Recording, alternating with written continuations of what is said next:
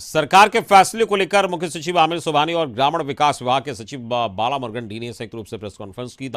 रोजगार करते थे और जो ताड़ी या अन्य मादक पदार्थ के धंधे में लगे थे, शराब से डायरेक्टली और इनडायरेक्टली जो अभी भी जुड़े हुए हैं उस परिवार को पहचान करते हुए 1 लाख रुपया तक का उनको फायदा दिया जाएगा। साथ साथ हमने जितना भी कहा है अभिसरण के माध्यम से वो भी फायदा दिया जाएगा। ट्रेनिंग का भी हम लोग व्यवस्था की है, जो पेड़ चढ़ाने के लिए भी, क्योंकि ये बहुत ही ट्रेडिशनल काम है, बहुत आसान काम नहीं है, ऊपर चढ़ना उतारना, इस पर भी हम लोग बहुत ट्रेनिंग दी है। 10,000 परिवार इस पर जुड़े हैं, तो दोनों प्रयास हो रही है उस संख्या को और बढ़ाएं, 10,000 से 15,000 लोग करें। एक दिन में मैक्सिमम एक आदमी के द्वारा 40 से 40 लीटर जो फुल सीजन होता है, नहीं तो 20 लीटर उतारते हैं। ये जो आपने पूछा क्षमता कितना है, जो अगले साल का प्रयास हमने बताया भी था, 80 लाख लीटर से हम 1 करोड़ या उससे ज़्यादा करने के प्रयास में है। जहाँ पहले से ताड़ी उतारी जा रही है वहाँ पर ताड़ी के बदले उसको नीरा के रूप में उतारा जाए और नीरा के रूप में बेचा जाए। तो इस लिहाज से हम पहले वहाँ कंसंट्रेट कर रहे हैं जहाँ पर ताड़ के वृक्ष भी ज़्यादा हैं, संख्या में नज़दीक भी हैं, और जहाँ पहले से ताड़ी उतारी जा रही है। और जहाँ पहले से ताड़ी नहीं उतारी जा रही है तो ताड़ के वृक्ष के और भी फायदे होते हैं, उसका इस्तेमाल तो कई तरह से होता है। तो इसलिए हम लोग क्षमता वाली बात तो देखेंगे, लेकिन बेसिकली इसका जो उद्देश्य है नीरा बनाने का, वो ये नहीं है कि क्षमता का उपयोग किया जाए। उद्देश्य ये है कि जो लोग ताड़ी बना रहे हैं उनकी उस क्षमता का उपयोग करें जिससे वो ताड़ी के बदले नीरा बेच सकें। तो वहीं दूसरी तरफ पूर्व मुख्यमंत्री जीतन राम मांझी ने कहा कि ताड़ी जूस की तरह है, लिहाजा इसे शराब की कैटेगरी से अलग रखना चाहिए। उन्होंने कहा कि इससे लाखों लोगों का परिवार चलता है। ताड़ी पर बैन पूरी तरह से गलत है। ताड़ी एक नेचुरल जूस है और इसको शराब के कैटेगरी में रखना ही नहीं चाहिए। और इसमें लाखों लाख लोगों का व्यापार रोजगारी छिपा हुआ है। न सिर्फ पासी के अलावे भी गरीब तबके के लोग होते हैं, वो ताड़ी के पेशा में मजदूर का काम करते हैं और इससे बहुत कोई लॉ एंड ऑर्डर ख़राब होता है। इससे बहुत कोई और तरह का अनाचार होता है, सो बात नहीं है। हम अपना व्यक्तिगत बात मैं कह रहा हूँ, हमारे पार्टी का, मेरा गठबंधन का क्या नज़रिया है वो तो आप लोग देख रहे हैं, लेकिन हम व्यक्तिगत यही कहेंगे कि ताड़ी बंद करना उचित नहीं है। और इस वक्त हमारे साथ संपादक अशोक मिश्र जुड़ गए हैं इस पूरे मसले पर बातचीत करने के लिए। अशोक जी, जिस तरीके से ताड़ी उत्पादन से जुड़े लोगों को लेकर स्वरोजगार के लिए सरकार ने 1 लाख रुपए मुहैया कराने की बात कही है, और ये एक अच्छी योजना, स्कीम तो सुनने में ज़रूर लगती है, लेकिन कई बार इम्प्लीमेंटेशन में दिक्कत होती है, तो क्या खास तौर पर आज कहा गया इसको लेकर? बिल्कुल, देखिए, कल जिस तरह से पासी समाज के लोग सड़कों पर उतरे थे और इस मामले को लेकर के विपक्ष ने जिस तरह से सरकार पर हमला किया था, और पूर्व मुख्यमंत्री जीतन राम मांझी जो सरकार में शामिल हैं उनके द्वारा भी जो बयान आए थे, तो उसको लेकर के आज राज्य सरकार के मुख्य सचिव को खुद आज सामने आना पड़ा।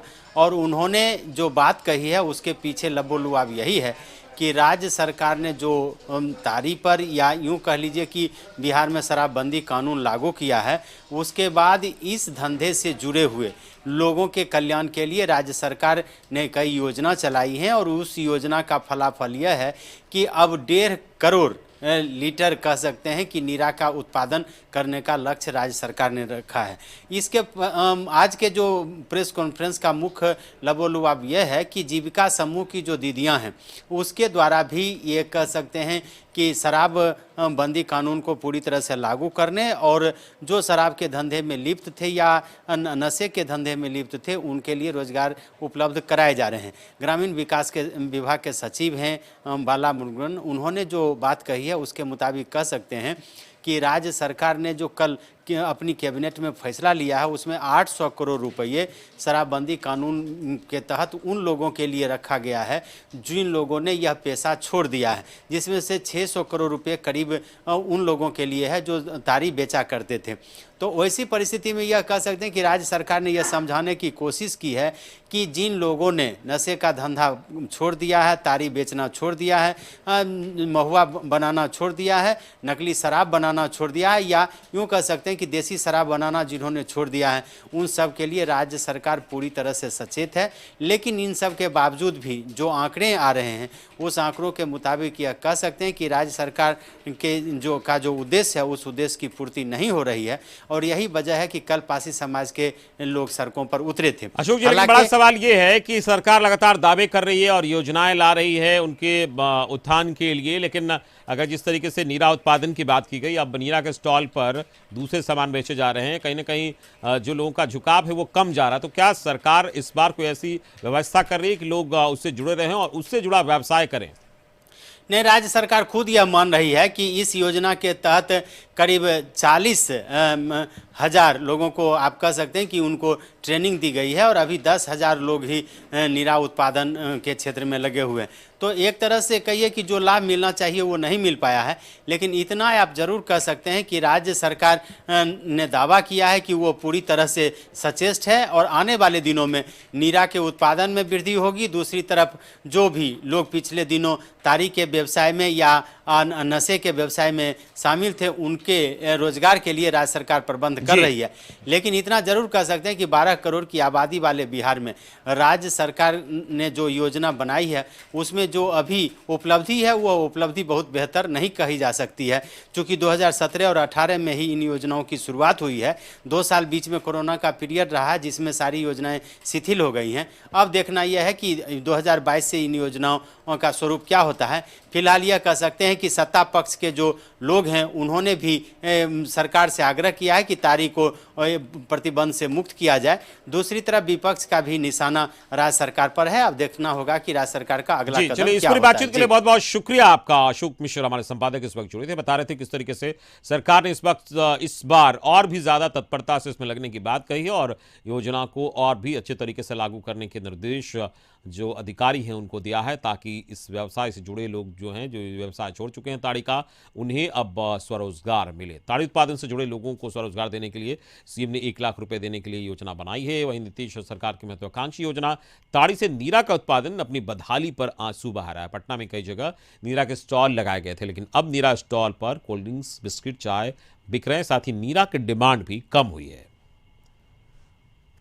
मुख्यमंत्री नीतीश कुमार ने अब ताड़ी से जुड़े तमाम लोगों को आर्थिक मदद देने का कैबिनेट से मंजूरी दिया है और एक सरकार की कोशिश है कि ताड़ी व्यवसाय से जुड़े तमाम जो लोग हैं, बेचने वाले हो, उतारने वाले हो या पहुंचाने वाले लोग हैं, वैसे लोगों को सरकार आर्थिक मदद करेगी। और देखिए, सरकार की एक कोशिश थी कि जीविका के माध्यम से नीरा का उत्पादन हो और जगह जगह पर इसको लेकर स्टॉल भी लगाए गए थे। एक कोशिश थी कि नीरा का उत्पादन हो, लोग ताड़ी के बजाय नीरा का सेवन करें, लेकिन अब कहीं ना कहीं अब नीरा जो है उसका उत्पादन भी थोड़ा कम हुआ है और बिक्री पे भी असर पड़ा है, जिसका नतीजा है कि अब नीरा तो है लेकिन उसकी जगह जो है कोल्ड ड्रिंक और अन्य शीतल पेय लोग ज़्यादा पीते। अब नीरा का लगता है कि उत्पादन भी कम हुआ है, अब उतना बन नहीं पा रहा, लोग ले नहीं पा रहे, क्योंकि देख रहे हैं कि अब नीरा की जगह पर ज़्यादा लोग शीतल पेय, ज़्यादा लोग नहीं सर, नीरा का सीजन अभी जस्ट शुरू हुआ है सर, ठीक ना।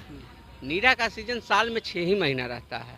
4 महीना मिला जुला के लगभग खजूर का रहता है और 2 महीना तार का। तो अभी सीजन आया जो अभी जस्ट शुरू किया है, ये खजूर का सीजन और बसंती तार का। तो इसलिए तार अब खजूर का आ रहा है और इस काउंटर पर नीरा का अच्छा सेल है। कई जगह काउंटर खुले हैं लेकिन काउंटर कई जगह बंद भी अब हो गए। लगता है कि अब ताड़ी वाला लोग है जो है फिर ताड़ी का व्यवसाय करेंगे, अब लोग नीरा नहीं बनेगा तो कैसे? देखिए, इसके बारे में हम अपने काउंटर पर कह सकते हैं। रोज बेचते हैं आप? पहले कितना बेचते थे? देखिए, गर्मी में ये 100 लीटर जाता था, अभी 40 लीटर लमसम निकल रहा है।